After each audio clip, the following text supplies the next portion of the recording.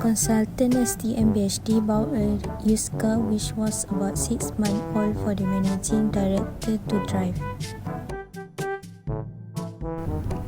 Hi, I am looking for an affordable used car. Can you recommend me? Welcome to our shop. Yes, I can recommend you to some affordable used car.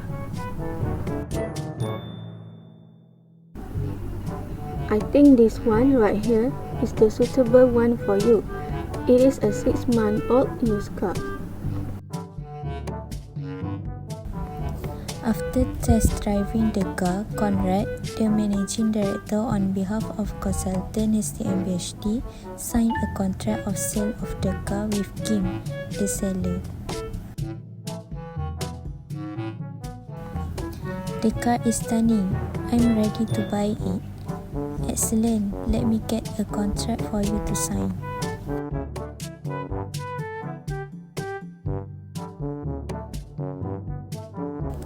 Two weeks after the delivery of the car to Conrad, he found that the car had a water leak in its boot and also had water and engine oil leak.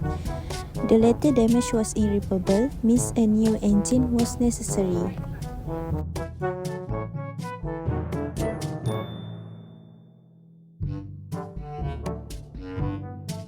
There are water and engine oil leak in the car boot. Can you fix it? Okay, let me try to check the car's condition. After a thorough check on the car's engine, I'm sorry to say that the damage caused the engine to be broke. Conrad are not satisfied with the problem happened and needs advice on whether the company is entitled to repudiate the contract and claim the purchase price that he had paid Kim. Hi there, I recently purchased a car for the company through Kim, the seller. However, I only discovered after 2 weeks that the car had a water leak in the boot and an irreparable engine oil leak. I'm wondering if the company can do anything about this situation. I see. Based on the Sale of Goods Act 1957, the seller has a duty to deliver goods that are of satisfactory quality and fit for their purpose. If the goods delivered do not meet these standards, the buyer has the right to reject them and claim for a refund for the purchase price.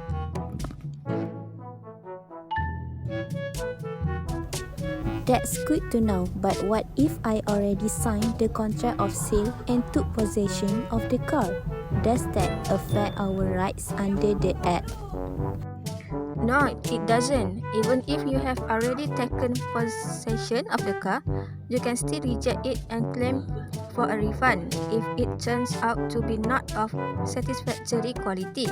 However, you need to act promptly and give notice to the seller as soon as you discover the defect. I see. In this case, I only discovered the defects 2 weeks after I took possession of the car. Do you think that's still considered prompt? No, it doesn't. Even if you have already taken possession of the car, you can still reject it and claim for a refund if it turns out to be not of satisfactory quality. However, you need to act promptly and give notice to the seller as soon as you discover the defect.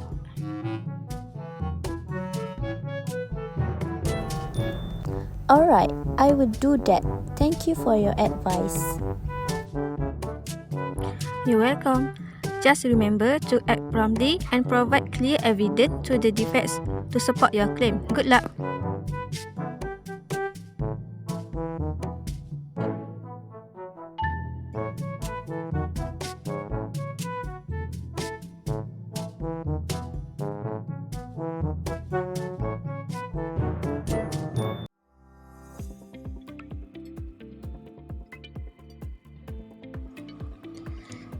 The issue is whether the company is entitled to repudiate the contract and claim for the purchase price that Conrad had paid Kim under the terms of contract Section 12 Clause 2 and to the impact condition as to title Section 14 Clause A.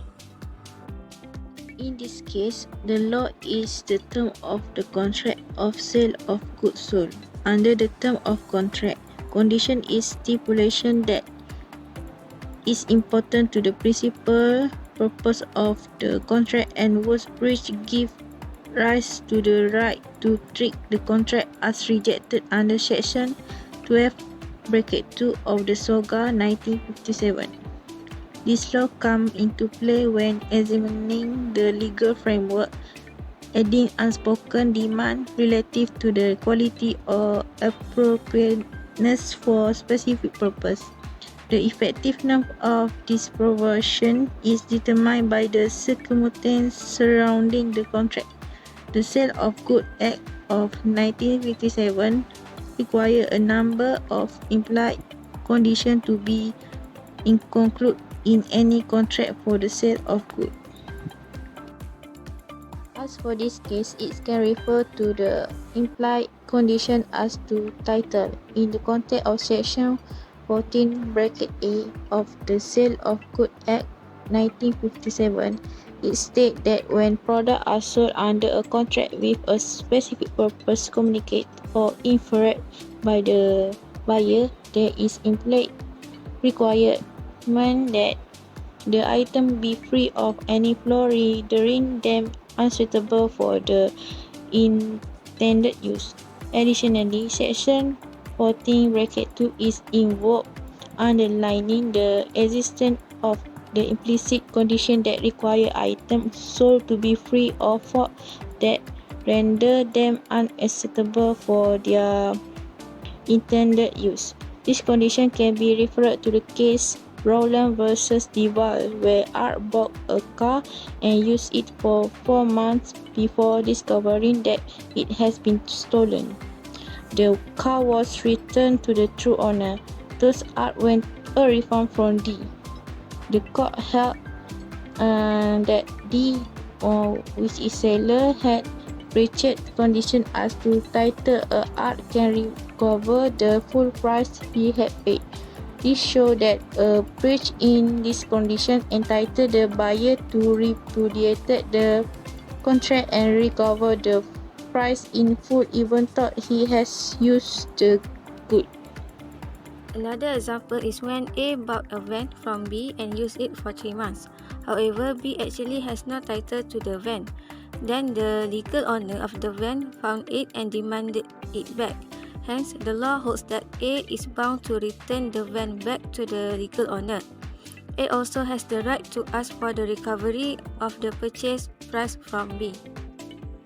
Therefore, by applying under this case on section 12(2), the case of Rowland vs. Duval, and the implied condition as to title, under section 14(a), it states that when the products are sold under a contract with a specific purpose communicated or inferred by the buyer, there is an implied requirement that the items must be free from any flaw rendering them unsuitable for the intended use.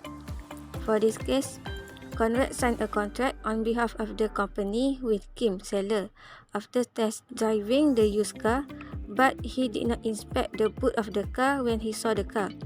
Then after 2 weeks of delivery, there was a water and engine oil leak on the car. Thus, the company is entitled to repudiate the contract and can claim for the purchase price that they had paid. Although Conrad did not inspect the car, the seller had no right to sell a defective used car to the buyer. In conclusion, my advice to Conrad, he can entitled to repudiate the contract and claim for the purchase price that he had paid Kim under the terms of contract section 12 clause 2 and to the implied condition as to title section 14 clause E.